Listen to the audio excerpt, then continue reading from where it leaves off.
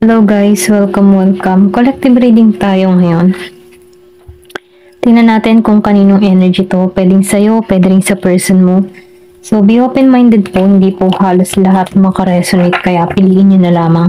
And thank you nga po pala sa mga nag-subscribe, lalo-lalo na sa mga bumabalik. Marami pong salamat. Start na tayo. Give me the message for collective. Kaninong energy to?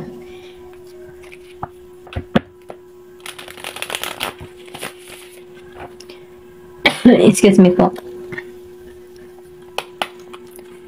Give me the message for collective.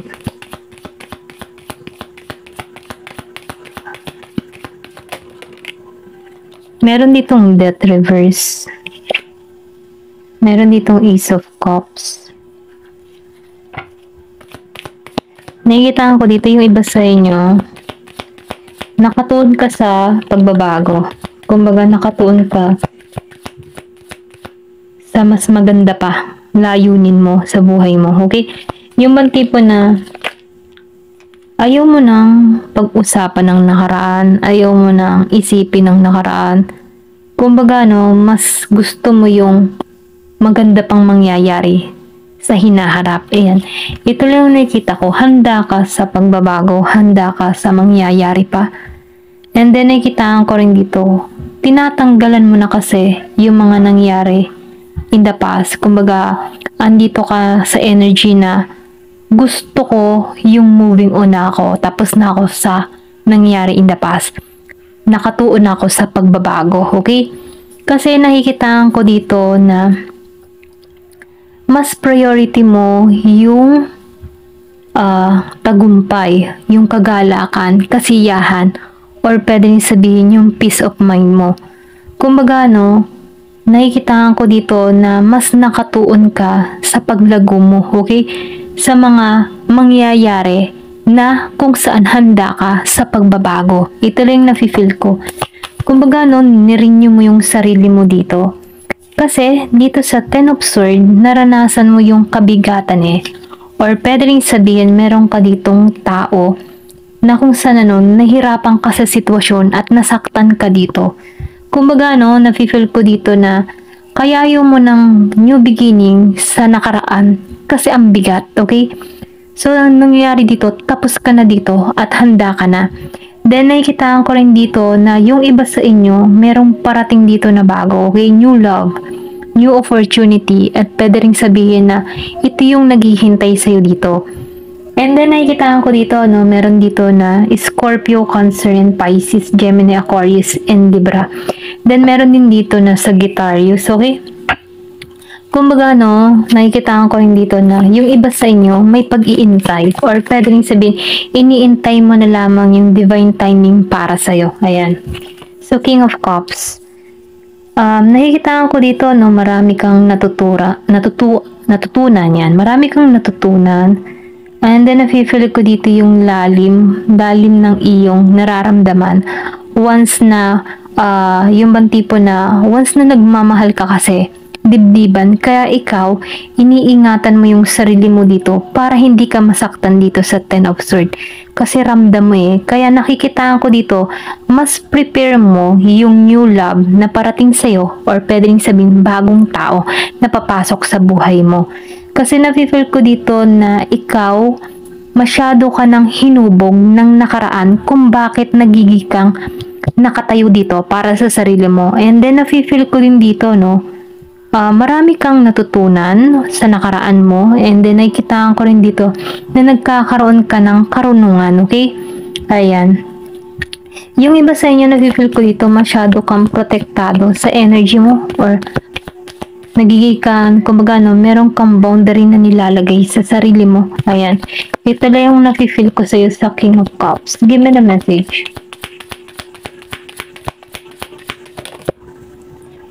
Meron ka ditong Nine of Swords reverse. So, nakikitaan ko dito na breakthrough mo. Kumbaga, natanggalan mo. Okay? Naalisan mo Nalisan mo tong mga masasakit na nangyari dito sa Ten of Swords. Tapos ka na dito sa kalbaryo na to. So ngayon andun ka sa point na humahanap ka dito ng liwanag or pag-asa na kung saan may hatid na kaligayahan patungo sa iyo. And then nakikitaan ko din dito yung iba sa inyo mas nakatuon sa kanyang sarili, pagmamahal or pag-aalaga sa sarili. Yung iba, kumbaga, nag-healthy living, sir, pwedeng sabihin, meron ka ng routine na ginagawa para makalimutan mo yung nangyari in the past. Ayan. Meron dito 7 of Swords reverse. So, nakikita ko rin dito, nagiging ng magaan yung nararamdaman mo, na nag-heal ka na sa sitwasyon, and then nakikita ko dito na mas nakatungo ka na sa bagong direksyon na meron ditong pag-asa, okay? Yung iba sa inyo, expansion, okay? May paglago na nagaganap, renewal, patungo sa sarili niya. Ito lang yung na-feel ko sa'yo. Then, 7 of Wands, kumbaga, ginive up mo na to, okay? Tinanggalan mo na to. Yung bang tipong, I surrender, okay? I surrender na lahat, ayoko na, ganyan. Sinusuko ko na tong nararamdaman ko, itong mga nangyayari in the past, tinatanggalan ko na to at handa na ako sa pagbabago. Kumbaga, andun yung energy mo, handa na ako sa pagbabago, ayoko na, inaalisan ko na to, okay? Ito lang yung nafe-feel ko sa'yo. Meron ditong Aries, Leo, Sagittarius, Gemini, Aquarius, and Libra. Scorpio, Cancer, and Pisces. Knave of Cups. So, nakita ko rin dito,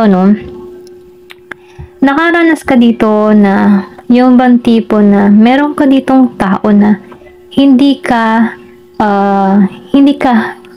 iningatan, okay? Kumbaga, hindi ka niya pinangalagaan. Kaya, nafe-feel ko dito na tinatanggalan mo na to eh. Ito lang nakikita ko sa Knave of Cups.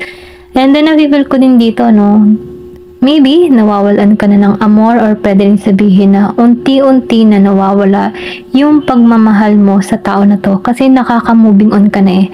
Maybe, napapatawad mo na rin tong tao na to or pwede rin sabihin, pinapakawalan mo na yung nararamdaman mo dito sa Knave of Cups. Yung iba sa inyo, hindi halos lahat. Give me the message.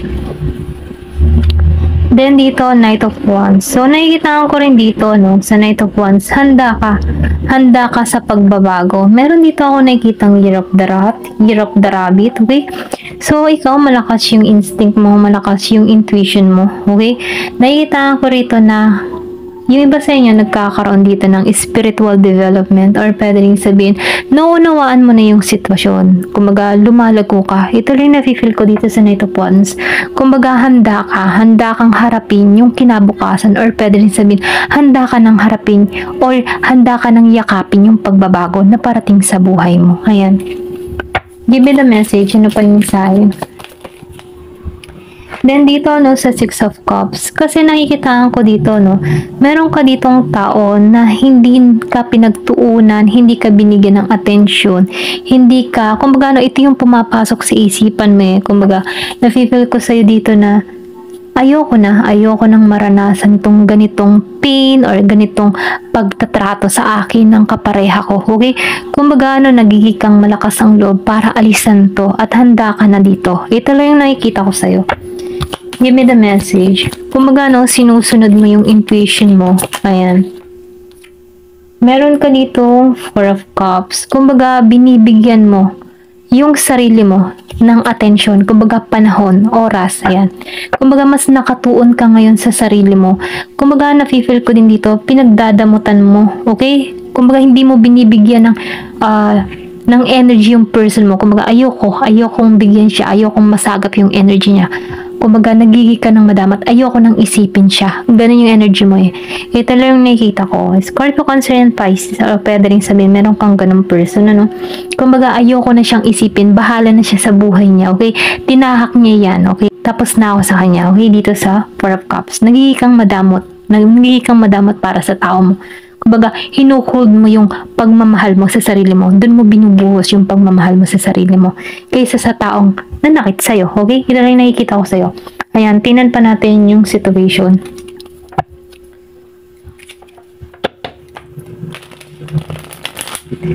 Give me the message. Ano pa yung mensahe?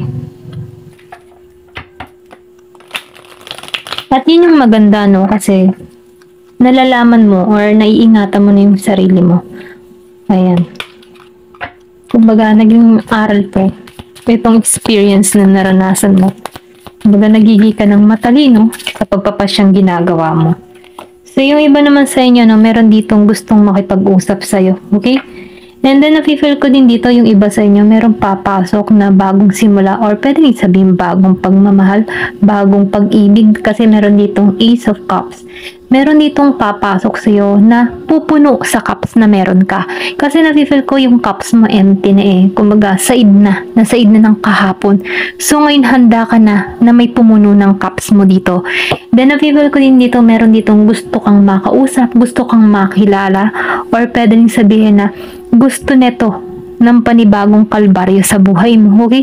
Na kung saan gusto nitong makilala kang mabuti or kilalanin kang mabuti. I think hindi mo pa to kilala kasi may interview or pwede rin sabihin na meron ditong tumungo sa'yo at ikaw masyado mo nang kikilalanin tong tao na to, okay? Kasi naghihi ka ng mabusisi. Kasi hindi mo na hayaan dito na malugmo ka katulad na nangyari kasi alam mo nang ganun yung experience. So ngayon naghihi ka ng matalino dito, okay? Give me the message.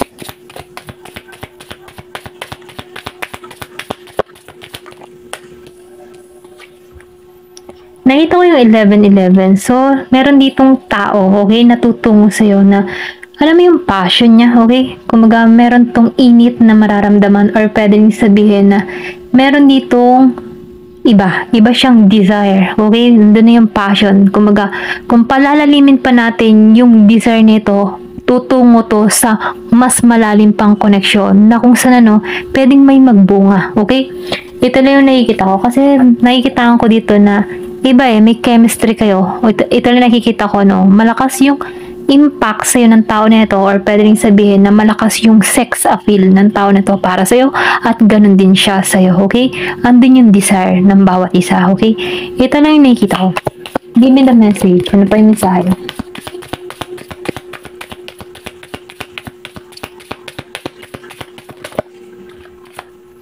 Denial. So, nakikita ko rin dito, meron ditong tao na kung saan masyado siyang maraming dahilan, okay? Pwede rin sabihin na nagkaroon ka dito ng tao na masyadong maraming dahilan or pwede rin sabihin na hindi niya hinaharap yung katotohanan. Kumbaga, hindi siya nagiging totoo para sa kanyang sarili, sa kanyang nararamdaman. Kahit nabubuko mo na, marami siyang mga dahilan, paliwanag na kung saan mali sa nasasaksihan mo. Ito lang yung nakikita ko. Kumbaga, hindi reason yung kanyang mga binibitawang salita para sa'yo para gawin ito sa'yo. Ito lang yung nakikita ko. Maybe the message. I think past person mo to. Denial siya sa kanyang nararamdaman. Hindi siya nagiging totoo sa kanyang nararamdaman. Or pwede rin sabihin, hindi niya hinahanap yung katotohanan. Okay? Meron ka dito na magnetic. So, nakikita ko dito, yung iba sa inyo, meron ka ditong tao na sobrang attract sa'yo, okay? Kumbaga, hindi to makaresist sa'yo, okay? Pwede rin sabihin, pwedeng past person mo to, hanggang ngayon na-attract tong tao na to, or pwede rin siya din itong nag-desire sa'yo, Ito lang yung nafe-feel ko. So, nakikita ko dito, hindi nito kaya ikaw pakawalan, okay? Andun pa rin yung desire. Kahit yung bang tipo na alam niya sa nararamdaman niya na meron siyang nararamdaman sa'yo, pero denial siya sa kanyang nararamdaman. Andun yung desire, pero pinipigilan niya yung sarili niya na hindi matupok nung desire na nararamdaman niya. Kumbaga, nafe-feel ko dito, hindi siya nagiging totoo sa kanyang nararamdaman. Kahit na may magnetic or pwede rin sabihin, hinihila siya ng energy mo dito. Ito lang yung nakikita ko. Ayan. Pwede rin sabihin past person mo to, okay? Gusto kang kausapin, gusto nitong ayusin, okay? Kumbaga gusto nitong magkaroon na kayo ng lalim na usapan dahil andun pa rin yung desire na nararamdaman niya sa'yo. Ito lang yung nakikita ko. Pero ganun pa man, nagigitong matigas, okay? Para bang sinasabi, wala na akong pagmamahal sa kanya, wala na. Tinanggalan niya na. Pero andun pa rin. Once na yung ba tipo na andun pa rin, may magnetic pa rin tong nararamdaman tong tao na to, okay? Ito rin nakikita ko. Ayan, kumbaga dinedad man niya yung nararamdaman niya, pero may desire naman, kumbaga may lihim. Ayan, give me the message. Ayan. So, meron ditong proposal. So, yung iba naman sa inyo, nakikitaan ko dito, meron dito babalik sa'yo or mag-o-offer sa'yo or pwede rin sabihin yung person to, no? Ito lang nakikita ko na gustong magkaroon ng commitment sa'yo. Malalim na commitment, makipag-ayos, okay? Kasi meron ditong conversation and talk. Then, nakikitaan ko rin dito, meron kasi ditong desire, so andun pa rin yung passion, yung init na nararamdaman ng tao na ito, okay? Hindi ito makalimot sa'yo, okay? Kung bagay itong tao na ito, parang dinedan niya, wala na akong nararamdaman sa kanya, ganyan. Pero ang totoo, andun pa rin, okay? Ito lang yung nakikita ko. So, meeting. So, nakikita ko rin dito, no? Yung iba sa inyo, meron dito nagkaka-interest maliban sa isa, okay? Meron dito nagkaka-interest sa'yo na maliban sa isa. Na kung saan, ano, gusto nito magkaroon ng pagpaplano sa'yo or pwede rin sabihin, makilala ka ng tao nito. Yung iba, pwede rin dumating sa buhay mo, dalawang tao, pass in you. Ito lang yung nakikita ko. Give it a message. Ano pa yung mensahe? So, ikaw, mamimili ka dito. Ito lang yung nakikita ko. Ayan. Yung iba, no, hindi halos lahat. Give it a message. Ano pa yung mensahe? Poison. So, toxic to. Ito lang yung nakikita ko. Okay? I think yung iba sa inyo tingin sa kapareha toxic or pwede rin sabihin na hindi na maayos, okay? Unhealthy na tong relasyon na to, okay? Kumbaga, hindi na naging maganda yung usapan, hindi na naging maganda yung pagsasamahan. Once na nagsama ulit, parang toxic na or pwede rin sabihin laso na to para sa'yo. Ito lang yung nakikita ko. Or pwede rin sabihin ganun yung tingin mo sa tao mo. Toxic na. Ayan. Parang ayoko na, toxic na to, hindi na to maganda. Ayan. Give it a message. Single. So, yung iba naman sa inyo, single pa rin hanggang ngayon or pwede rin sabihin, available ka ngayon. Ito lang yung nakikita ko. Kumbaga, ito yung current status mo. Single ka. Ini-enjoy mo yung pagiging mong single. Ayan. And then, yung nakikita ko rin dito, may forbidden love. So, meron ditong bawal na pag-ibig. Ayan, ito lang yung nakikita ko. Maybe yung iba sa inyo involved sa yung bang meron ng ka-commitment yung kapareha, okay? Palihim na nagtatagpo. Kasi meron ditong desire. Ito lang yung nakikita ko. Andun pa rin yung nararamdaman. Yung init, okay? So, nakikita ko rin dito, pwedeng inaalisan mo na to kasi alam mong bawal at toxic na tong relasyon na to, hindi na maayos. Kaya, yung iba sa inyo pinili yung pagiging single. Ito lang yung nakikita ko, hindi halos lahat sa part na to. Ayan. Meron ditong pinagbawal na pag-ibig. Pwede rin sabihin lihim na nagtatagpo, ganyan. Hindi na healthy. Okay? And then yung iba naman sa inyo, nakikita ko rito na merong offer, may proposal. Merong imimit. Ayan. Give it a message. Pwedeng new person to. Yung iba naman sa inyo, soulmate yung parating. Okay? Kung isa ka man single, makukuha mo yung karapat-dapat para sa'yo. Katulad mo, okay? Pareho kayo ng pag-uugali, okay? Yung kumbaga, makukuha mo ay yung romantic na partner na tulad mo na gusto yung malalim na connection. Hindi yung panandaliang relasyon, okay? Kasi yung desire, okay? Kasi yung desire, di ba, libog lang yan, okay? Libog, sexual chemistry, pareho lang kayo na nagkakaroon ng sexual sa bawat isa, libugan, ganyan. Pero wala yung malalim na tinatawag na malalim na pag-ibig. Kumbaga yung desire, init lang ng katawan, na kung saan yung init ng katawan, panandalian lang. Kumbaga, pwede kang bitawan. So, I think ito yung bawal na pag-ibig dito. Pero, kung iisipin mo dito, kung pag-iisipan mong maigi, kung gusto mo talaga magkaroon ng matibay na relasyon, okay? So, nakikita ko dito na hanapin mo yung katulad mo na mag-isip na kung ano yung gusto niyang relasyon. Hindi lang mamahalin ka, yung tipong hindi ka lang mamahalin sa libog or sa init ng katawan or sa desire, ganyan. Mamahalin ka kung ano ka or kung sino ka or kung ano yung pagkatao na meron ka. Mamahalin ka ng buo. Hindi dahil sa ganito, okay? Ito lang yung nakikita ko. Kasi, ma-attract mo tong single Single at soulmate, okay? Or kung ikaw man ito yung single, ito yung ma-attract mo. Yung soulmate mo na magbibigay sa'yo ng totoong pagmamahal. Ito lang yung nakikita ko. Ayan. Thank you for watching. Love and peace.